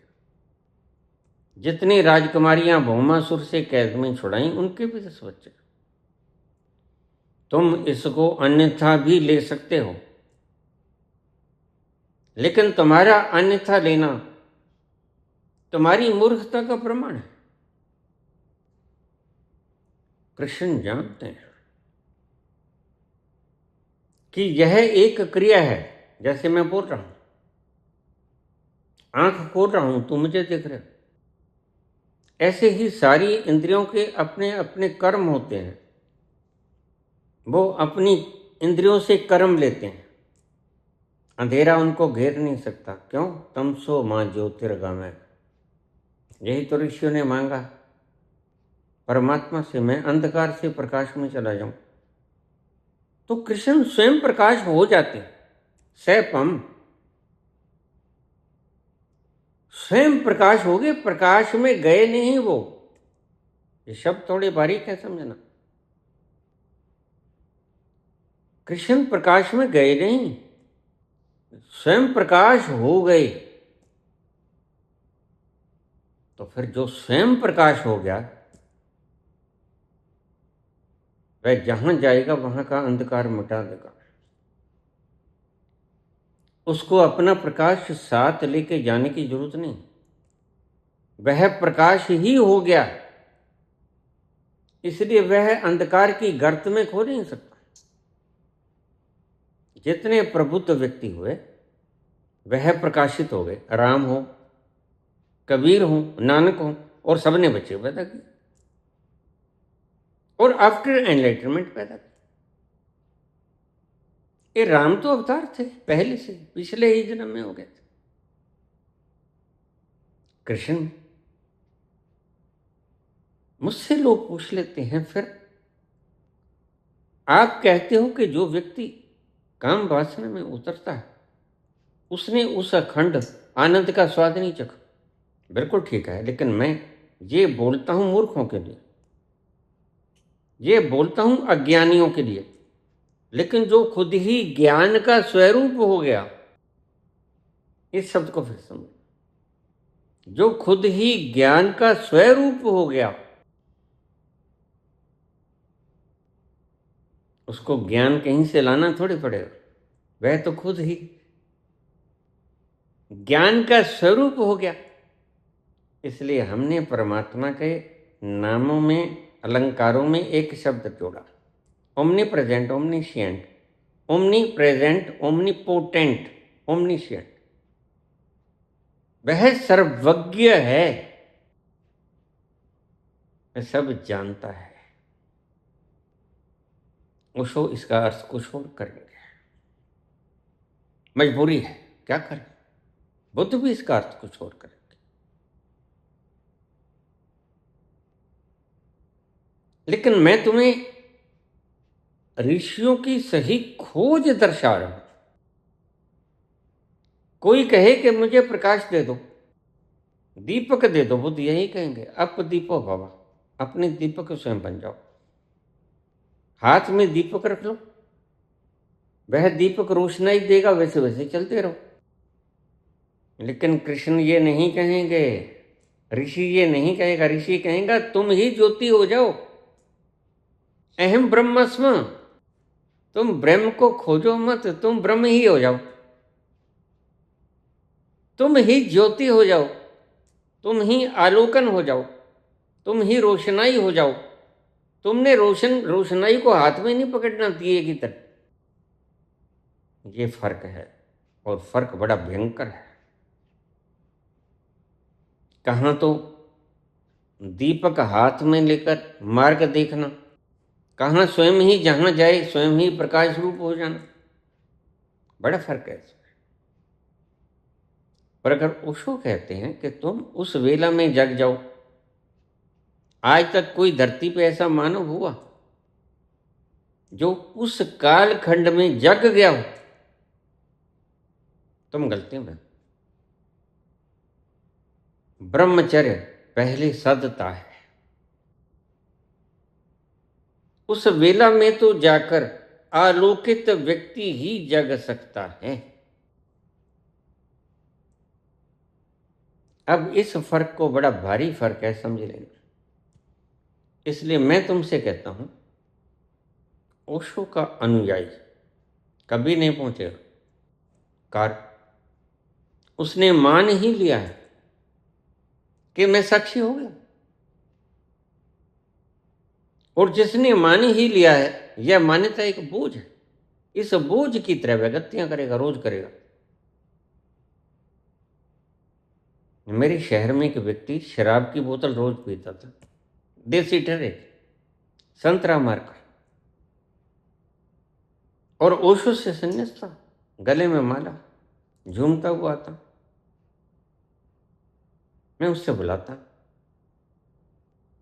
वो कहता ये तो शरीर ने पी हुई है। मैंने कहा शुक्र है इतना भी तुम्हें याद रह जाए,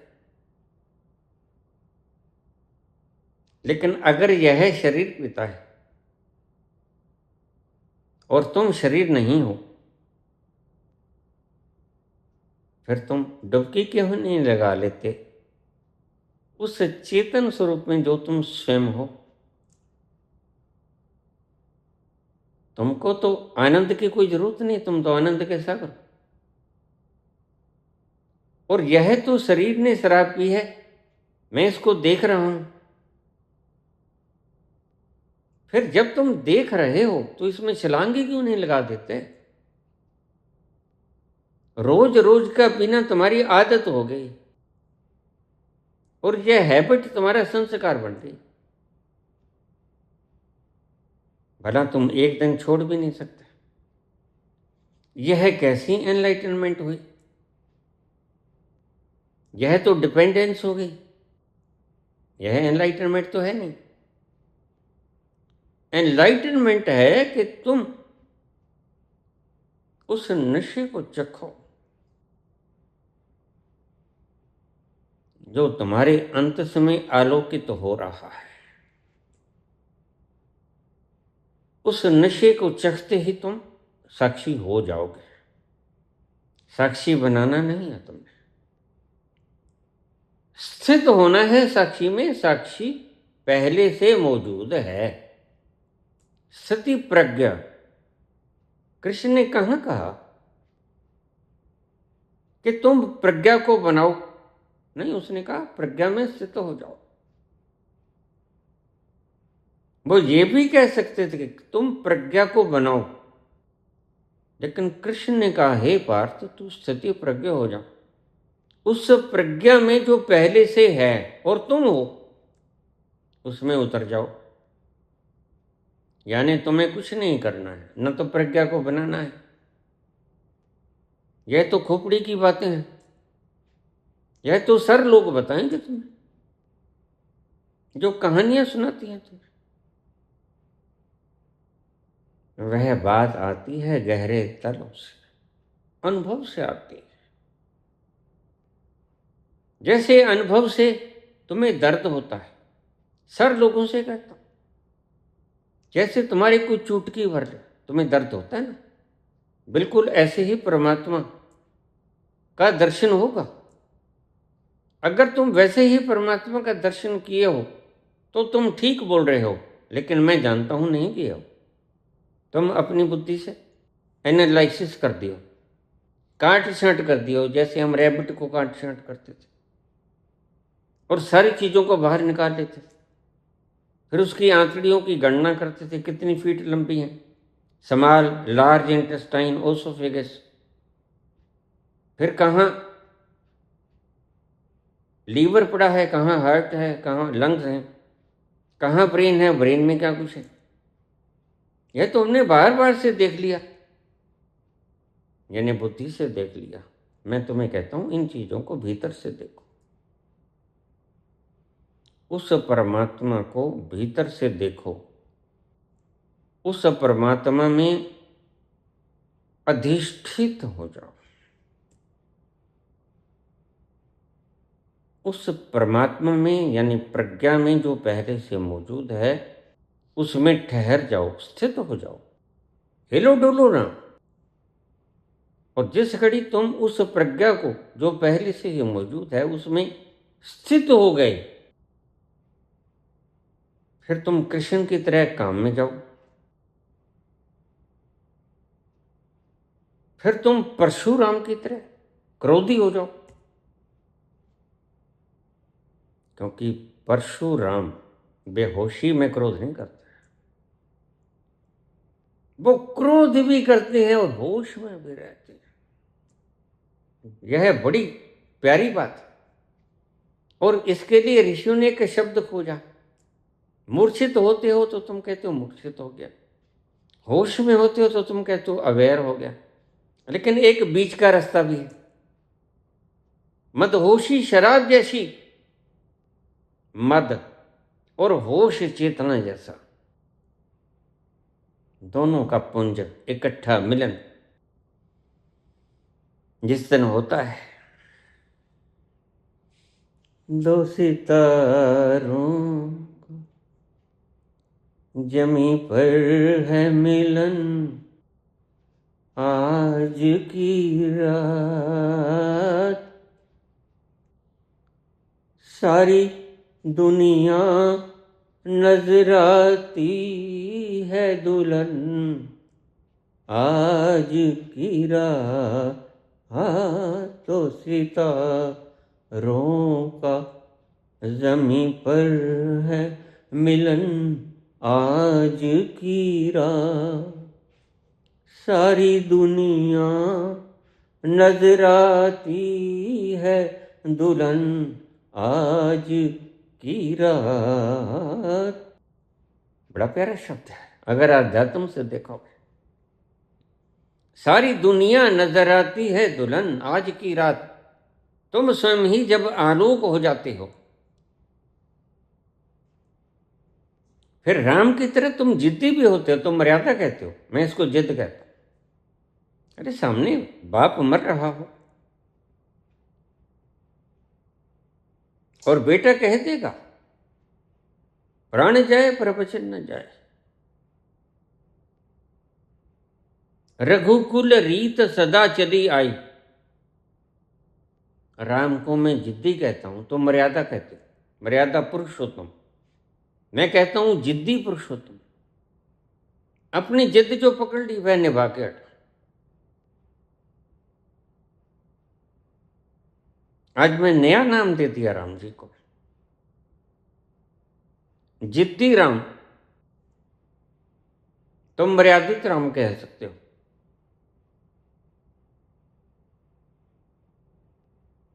बाप मर रहा है तड़पन में, थोड़ी सी तो करुणा होनी चाहिए। पिता है, सारे फर्ज निभाई और मेरे कारण मर जाए, कितना प्रयासित होगा। लेकिन राम तो प्रयासित भी नहीं करता और पता है कि तुम्हारे कारण मरे। थोड़ी देर बैठ जाता और खुद नहीं गया, सीता को भी लिखा, लक्ष्मण को भी लिखा, सारा राजमहल खाली कर गया। चित्कार मची हुई है महल में। इतने लोग एकदम से निकल जाएंगे और सबकी, ये सबकी जान है, तीनों ये प्राण हैं, सारी अयोध्या के प्राण हैं ये तीनों।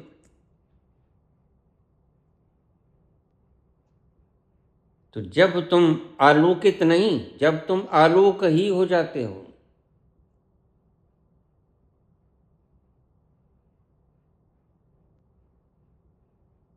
फिर लहरें समुद्र ही तो होती हैं। ये बात और है कि वो बल खाए समुद्र होती हैं, लेकिन लहरों में भी तो समुद्र ही है। अगर पानी खींच लिया जाए तो मिट्टी में थोड़ी ही लहर उठेगी।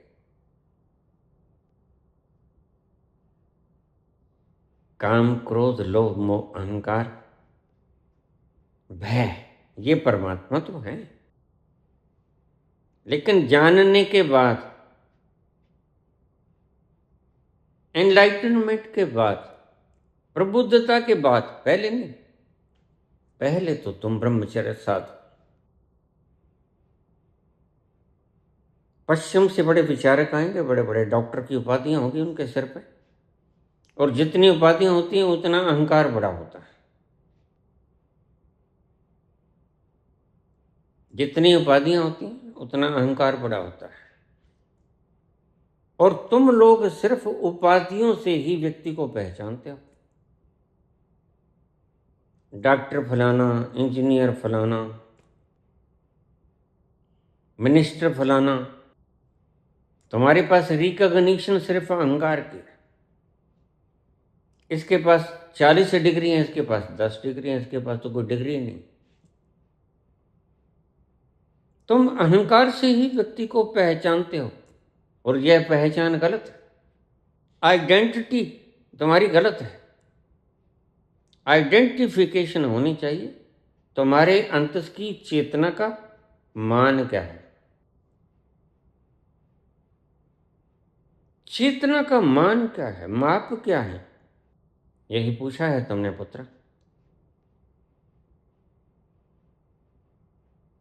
न्यूरोसाइंस और आध्यात्मिकता में क्या फर्क है? चेतना का मान माप देख लेना, यह आध्यात्मिकता है। और राम को अगर चिल्लाते हुए दशरथ को मरना सन्न दशरथ को छोड़कर चले जाना,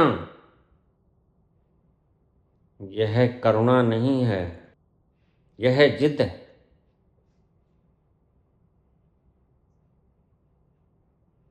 और जिद आई एनलाइटनमेंट के बाद। यह विकार एनलाइटनमेंट के बाद आए तो कोई फर्क नहीं पड़ता। परशुराम क्रोध करते हैं, भला के 21 बार क्षत्रियों को मार देते हैं और कोई पाप नहीं आता।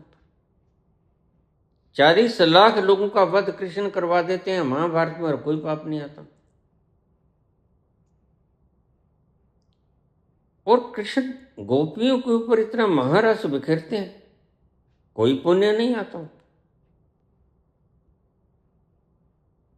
जिनके ऊपर बरसाते हैं महारस, वह आनंद की अनुभूति करते हैं, वह आह्लादित हो जाते हैं, वह धन्यभागी होते हैं। लेकिन कृष्ण को फर्क नहीं पड़ता। वह तो करुणा ही है, वह तो करुणा का ही अवतार है, करुणा अवतारम।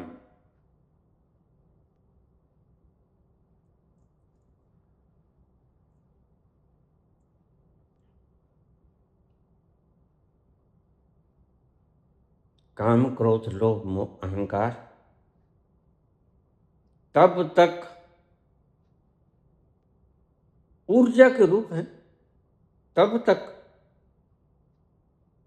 ये तुम्हारे विकार हैं, तुम्हें तंग करेंगे जब तक तुम स्वयं आलोक नहीं हो गए।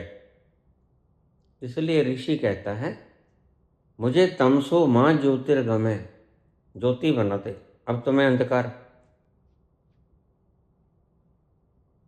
मृत्युर्मां अमृतो गमय, अब तो मैं मरता हूं। अब ध्यान से समझना, अब तो मैं शरीर हूं, अब तो मैं मरता हूं। मृत्युर्मां अमृतो गमय, मुझे वहां ले चल जहां मैं कभी मरता नहीं, यानी उस तल पर ले जा। नैनम छिदंती शस्त्राणि नैनम दाहती पावक, न चैनम क्लेदंत्यापो न शोष्यति मारुता। उस तल पर ले जा जिस तल पर मुझे मौत आए ही नहीं। यह डिमांड है ऋषियों की। तुम इसका अर्थ करते हो, मेरे पास एक वेद पाठी आ गया। मैंने कहा फिर ये शरीर मरेगा नहीं? तो उसको कोई जवाब नहीं आया, क्योंकि सीखा ही जब इतना है। तो मैं तुम्हें समझाता हूं कि तुमने तल तो यही रखना।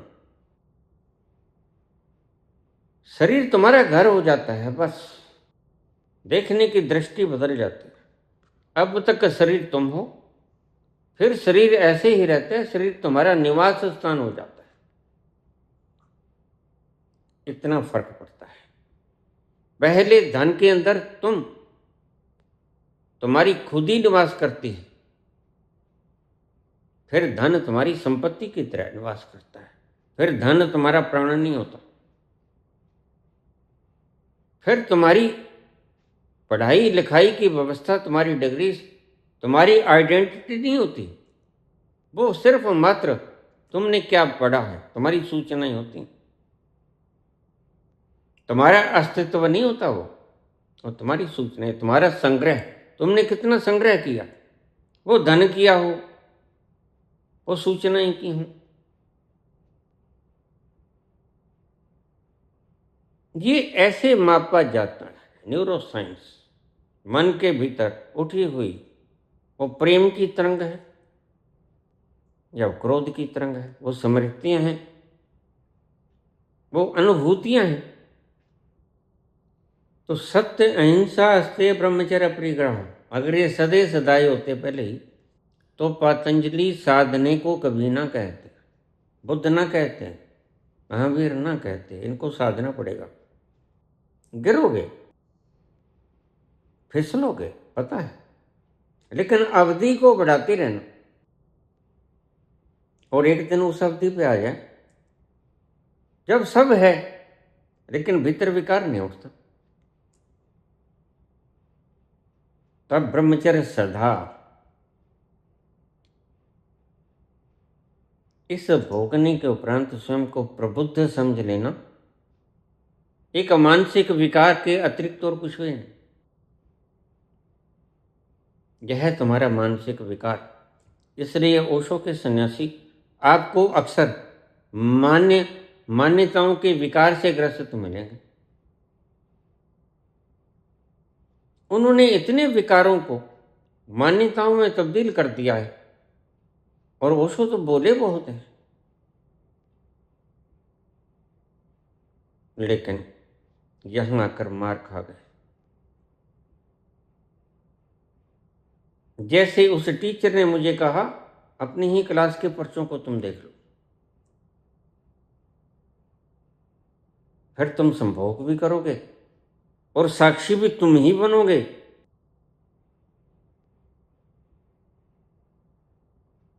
और तुम समझोगे कि मैं साक्षी हो गया हूं। साक्षी होने में और साक्षी बनने में बड़ा ह्यूज डिफरेंस है। साक्षी होना, साक्षी बनना नहीं। साक्षी होना पहले से विद्यमान, वह प्रज्ञा तुम्हारा स्वभाव। साक्षी बनना तुम्हें साधना पड़ता है।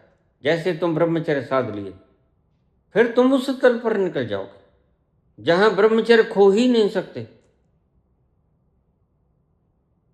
जहां जीवन खोया ही नहीं जा सकता, जहां कोई चोट लगती ही नहीं। नैनम दहती पावका, नैनम छिदन्ति शस्त्राणि।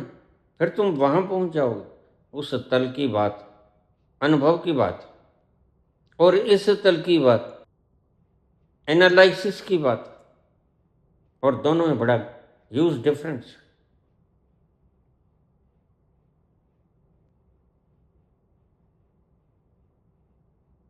प्रबुद्ध व्यक्ति क्रोध करेगा, कर सकता है।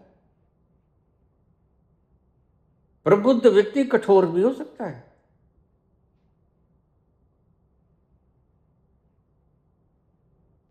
प्रबुद्ध व्यक्ति कामी भी हो सकता है, लेकिन स्वभाव से नहीं, कारण से। कारण से तो कृष्ण से बड़ा ब्रह्मचारी कोई है ही नहीं।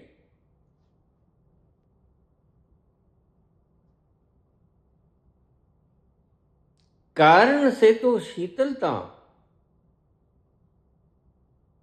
परशुराम जैसी किसी में भी नहीं, बड़े महान है। कारण से कृष्ण जैसा करुण अवतार कोई है ही नहीं, और राम जैसा परम करुणावान कोई नहीं, त्यागी कोई नहीं। लेकिन जो फर्क मैंने समझाया, अगर तुम वह समझ जाओ तो तुम्हारे धन्यवाद। मैं नहीं कहता तुम अपने पथ को दिए से आलोकित करो, मैं कहता हूं तुम आलोक ही हो जाओ।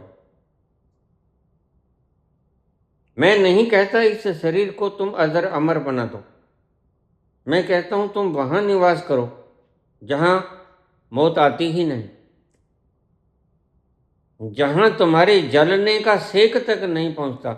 यही कृष्ण कहते हैं, नैनम दाहती पावका, नैनम छिदन्ति शस्त्राणि। वह तल और है, वह तल ये नहीं है, इससे पार। फिर क्या होगा, एक बदलाव आ जाएगा। अब शरीर तुम हो, फिर शरीर तुम्हारा निवास हो जाएगा। फिर शरीर के सारे उपद्रव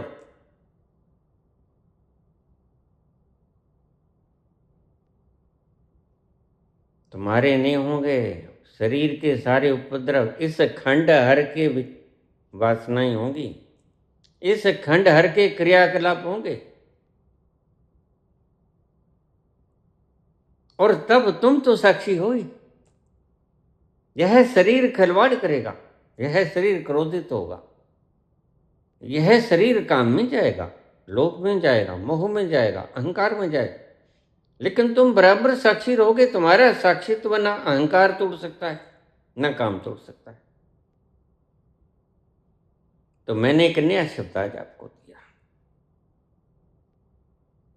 दिया हाथ में लेके प्रकाश पैदा मत करो। Do not create the enlightenment but be enlightened. तुम आलोक ही हो जाओ, आलोक को प्रकट न करो। बाहर से दिए से, रोशनाई से, किसी बल्ब से, किसी ट्यूब से, किसी साधन से आलोकित मत करो। स्वयं से आलोक हो जाओ। फिर तुम जहां भी जाओगे रोशनाई तुम्हारे संग जाएगी। जैसे दिया जलता हुआ, दिया जहां जाता है वहां आलोक हो जाता है, क्योंकि दिया आलोकित हो गया। तुम बुझे हुए दिए। और ऋषि यही परमात्मा से प्रार्थना करता है कि मुझे बुझे हुए दिए से जलता हुआ दिया बना दे। जलता हुआ दिया बना दोगे तो जहां जाऊंगा वहां अपना मार्ग मुझे दिखेगा। फिर तुम जो भी करोगे वह शरीर का गुण धर्म है, वह तुम्हारा गुण धर्म नहीं है। तुम्हारा गुण धर्म तो तुम कभी गंवा ही नहीं सकते। तुम भूल सकते हो, तुम लूज नहीं कर सकते, गंवा नहीं सकते। तुम भूल सकते हो। भूलना तो कभी याद आ जाएगा, लेकिन जो गुमा दिया वह कैसे याद आए। आज का प्रवचन काफी गहरा है। न्यूरो साइंस से शुरू किया। न्यूरो साइंस उथल पुथल समुद्र में होती है, और आध्यात्मिकता समुद्र का वो गहरा तल जहां पर वह उथल पुथल दिखाई पड़ती है। उथल पुथल होती है सतह के ऊपर, और सतह तुम्हारी यहां है।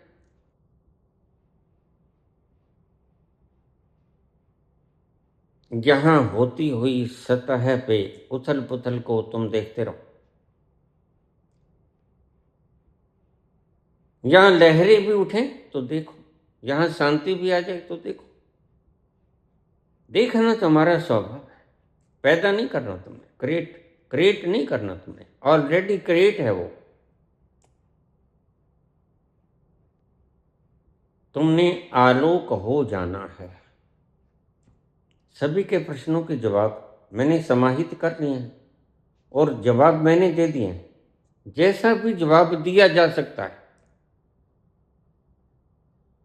तो ऐसी मूर्खता तो कभी मत करना कि झूठ भी बोलो और जानते रहो कि झूठ बोल रहा हूं, यह तो कोई बात ही ना हो। अरे भाई, तुम सत्य ही बोलो। यह नाटक काहे को, यह सर्कस काहे को। साधना होता है, इसलिए पतंजलि ने कहा इसको साधो। पहले यम को साधो, फिर नियम को साधो, फिर आसन, फिर प्राणायाम, प्रत्याहार, धारणा, ध्यान, समाधि। ये 8 अंग है, और क्रमशः इनमें सबसे पहला सत्य है। और वही तुम सबसे ज्यादा उसके साथ गदर किए हो। सत्य साधा भी नहीं, झूठ बोला सदा। जो बोला झूठ बोला।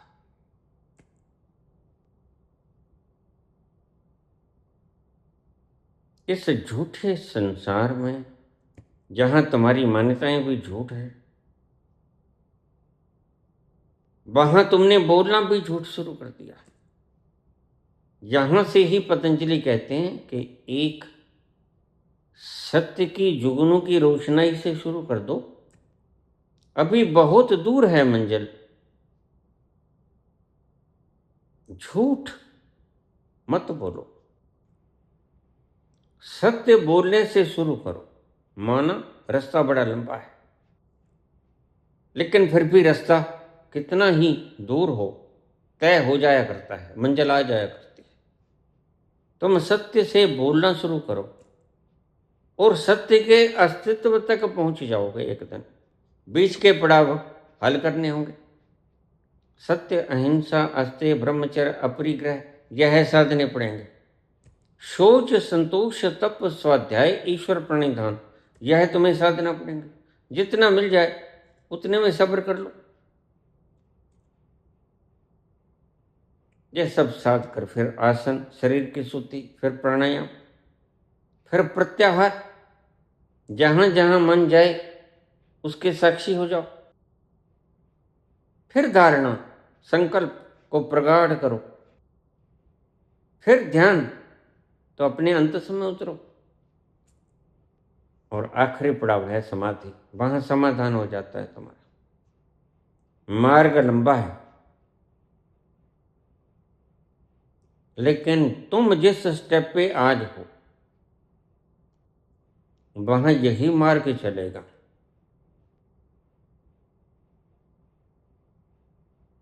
आज तुम अनार सीख रहे हो। पीएचडी का व्यक्ति, पढ़ा हुआ व्यक्ति, कोई पीएचडी का शब्द बोल दे तुम नहीं समझ पाओगे। आज तुम्हें यहीं से शुरू करना होगा, क्योंकि तुम घोर अंधकार में हो। आज घोर अंधकार है, हर तरफ झूठ ही झूठ है, सत्य का नामो निशान भी नहीं। तो आज शुरू करो। पतंजलि जानते थे सत्य बोलने से शुरू करो।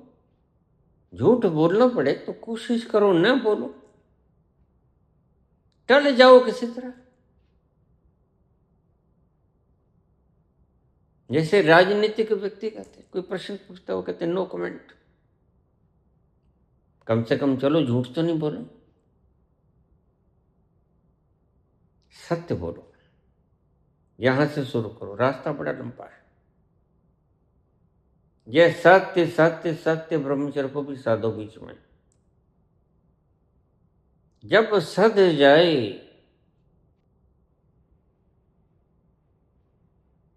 फिर फार्मूला ओशो का काम आएगा।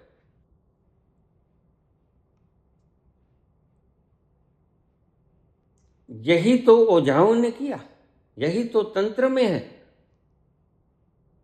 मैंने तंत्र बोला नहीं, क्योंकि तुम तंत्र को समझोगे गलत। तंत्र मैं जितनी भली भांति तुम्हें समझा सकता हूं, शायद इससे पहले तुम्हें कोई समझा नहीं सका। तंत्र बड़ा सुंदर है इस मामले में, लेकिन तंत्र को मैं बोलता नहीं, क्योंकि मैं बोलूंगा कुछ और, तुम समझ जाओगे कुछ और। यही मुसीबत है। इतना गहन है विषय तंत्र का। तांत्रिक लोग अपने साथ स्त्री रखते हैं हर वक्त। स्त्री तांत्रिक है तो पुरुष को रखती है अपने साथ। पुरुष एक सिर्फ माध्यम है उसके लिए, स्त्री एक माध्यम है उसके लिए। यह भी साधना बड़ी प्यारी है। इसलिए मैं इस पर बोला नहीं, क्योंकि मुझे पक्का पता है कि तुम उलझ जाओगे।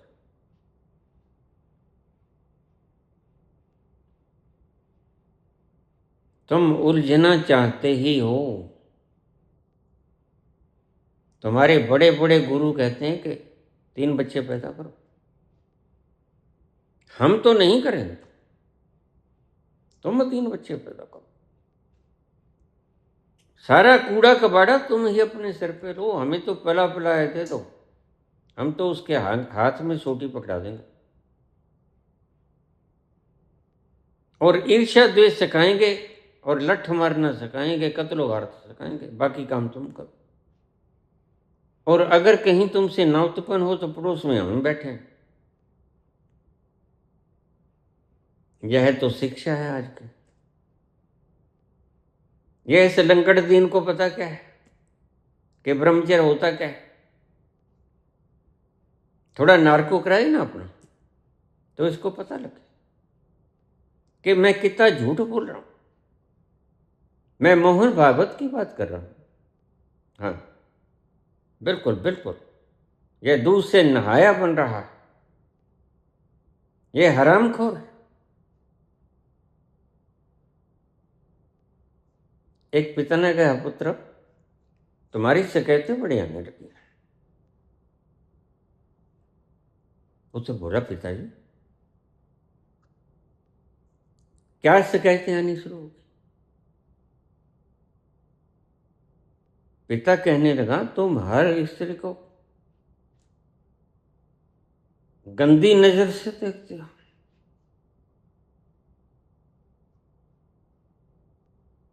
अच्छा, तो फिर पिताजी इसका उपाय क्या है। पिता कहने लगा, पुत्र इसका उपाय यह है कि तुम प्रत्येक स्त्री को अपनी माता समझा करो। अभी तुम्हारा कैरेक्टर खराब बहुत है। मेरे को रोज वो लाने आते हैं कि तुम्हारा बच्चा ऐसी ऐसी शरारतें करता है।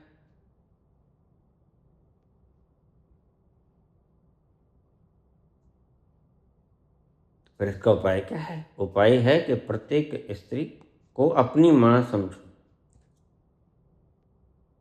तो पुत्र बोला, पिताजी फिर उससे आपका कैरेक्टर खराब नहीं हो जाएगा।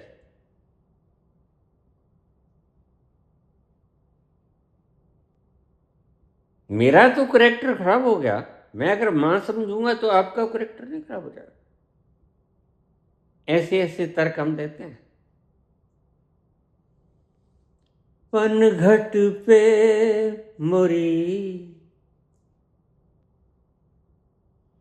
पनघट पे मोरी बैया मरोरी, मैं भोली तो मेरी मटकी फोरी। पनघट पे मोरी बैया मरोरी, मैं भोली तो मेरी मटकी फोरी। मैं भोली तो मेरी मटकी फोरी।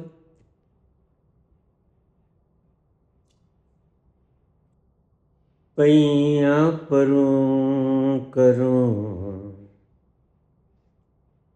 पैया परूं करूं, पैया परूं करूं, मैं बिनती पर एक न मानी वो मोरी रे। सुध बिसरा गयो मोरी,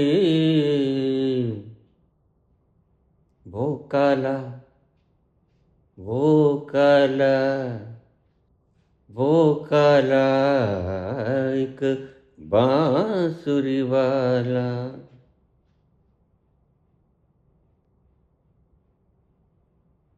वो काला एक बांसुरी वाला, सुध बिसरा गयो मोरी रे। माखन चोर वो नंद किशोर जो, कर गयो मन की चोरी रे। सुध बिसरा गयो मोरी, वो काला हो काला एक बांसुरी वाला।